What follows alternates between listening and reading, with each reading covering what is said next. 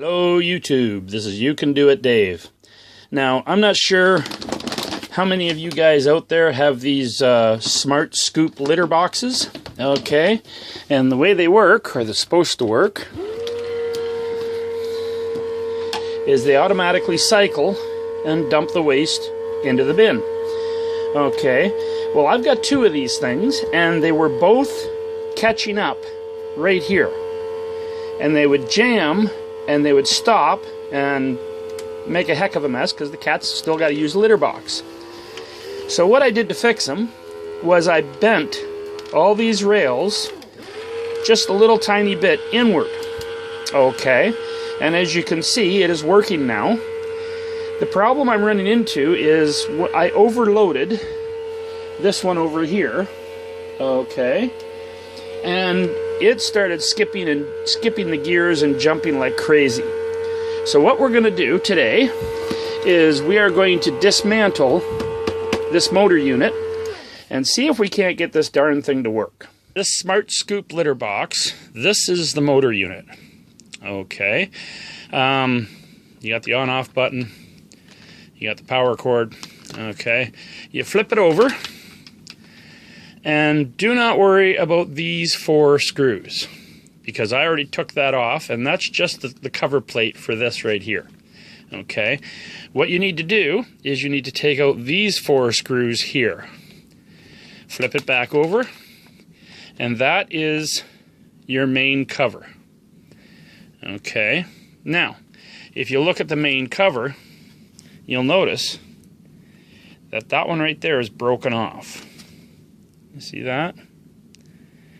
She's broken off. And that's why the gear is popping out and skipping. Okay, so, trying to decide how to fix it. The matching gear that is popping and jumping is right here. Okay, so if you look at it and compare it, that's the gear that's skipping.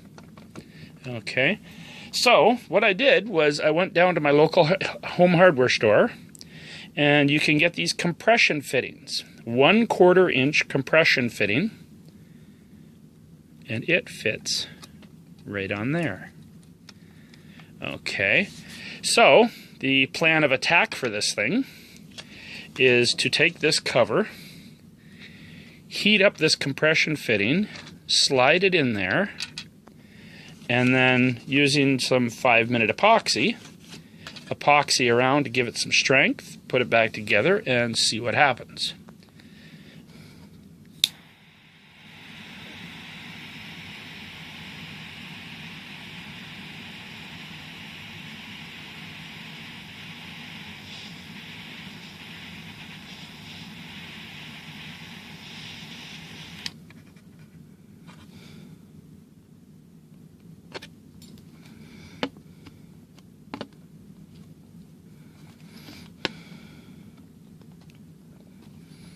And it cools off really fast.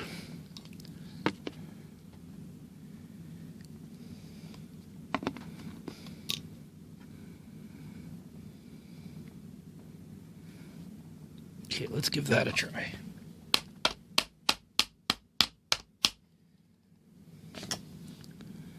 See how that works. It's a little bent.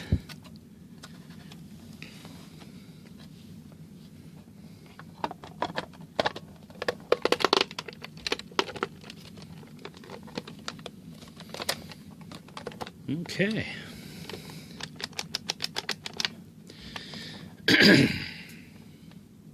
So I'll let you guys in on my screw-ups. Okay.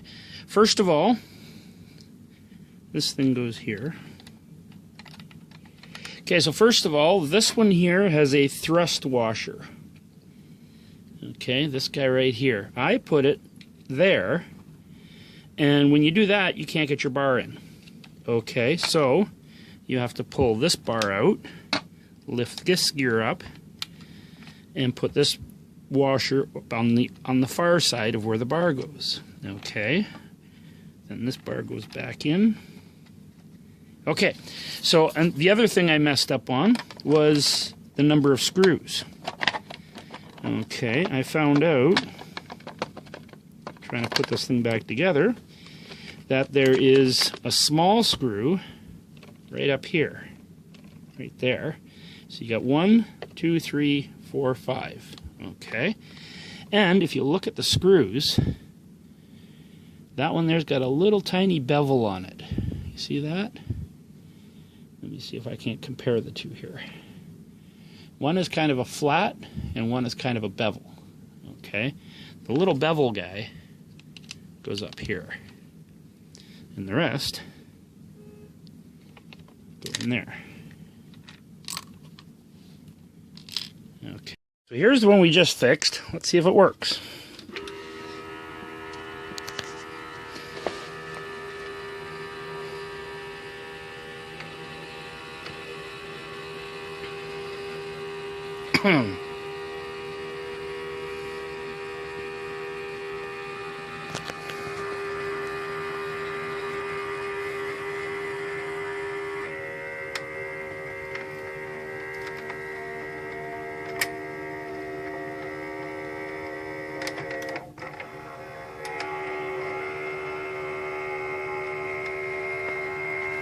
Bit of space there, but that's okay.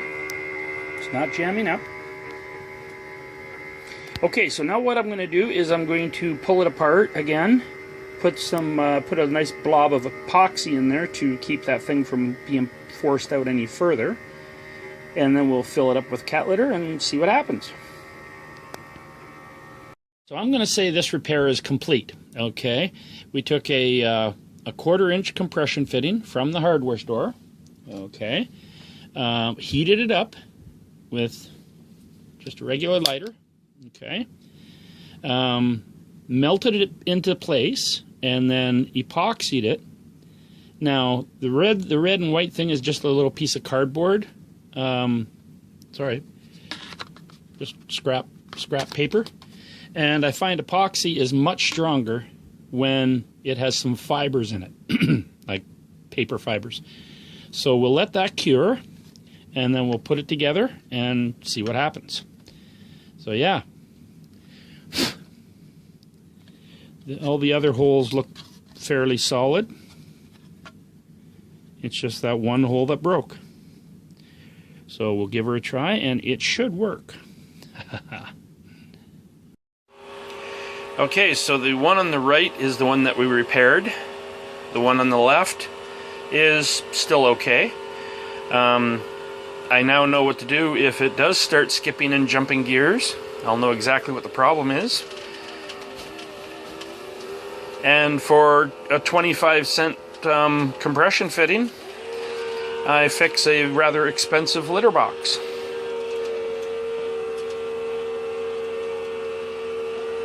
And it's working fine.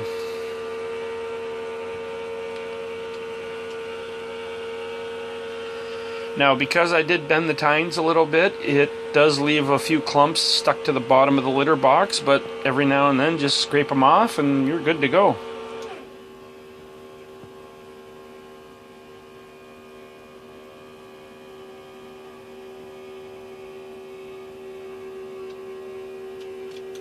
That repair is complete.